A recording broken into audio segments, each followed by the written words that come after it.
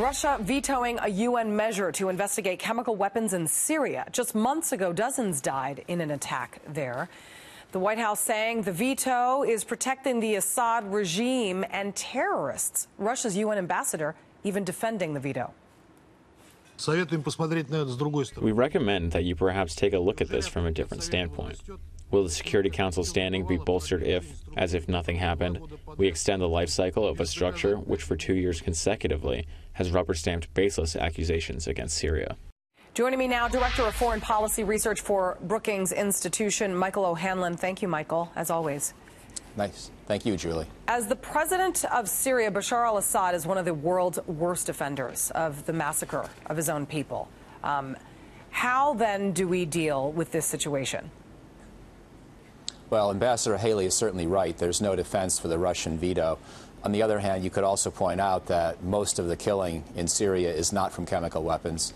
It's from Bashar al-Assad barrel bombing neighborhoods, apartment buildings with, simple ordnance laced with nails and other such, weapons dropped out of helicopters on innocent people. This has been an unbelievably violent war. 500,000 people have died, and just as staggering, about 12 million have been displaced.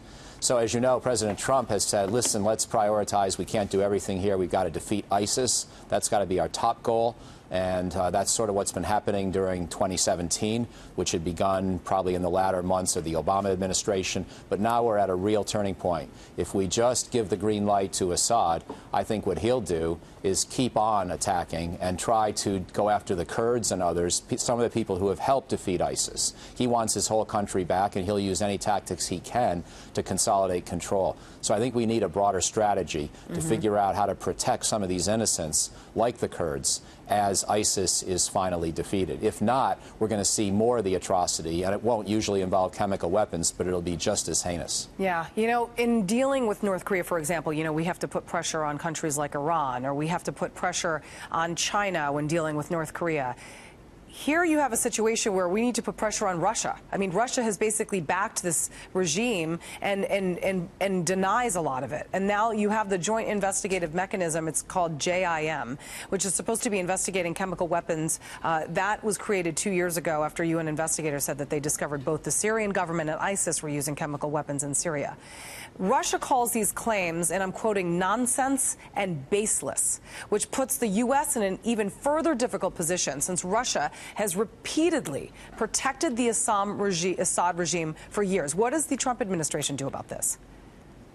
Well, that's right. And, Vladimir Putin feels that, listen, the United States has been more of the problem than Russia because he feels that we encouraged on the rebellion in the so-called Arab Spring and then basically just unleashed this Pandora's box, opened it up and let all these different forces tear Syria apart. And, his criticism of our policy is partly correct, but his own behavior is even worse. So I think what we have to do is realize he's not going to do us any favors because he thinks we've botched this war long before he ever intervened. So we need some realistic way to use leverage. The main leverage we have now is partly military, but it's even more financial. If there's going to be any rebuilding of Syria in the future, it's not going to be done by Russia. They don't have the money. It's going to happen from the wealthy Gulf states, from Europe, Japan, and the United States. And we have to insist as a condition for providing any such aid that innocent populations be protected. I think that's got to be the key to our strategy. Okay. Michael O'Hanlon, thank you very much. Appreciate your time. Thank you, Julie.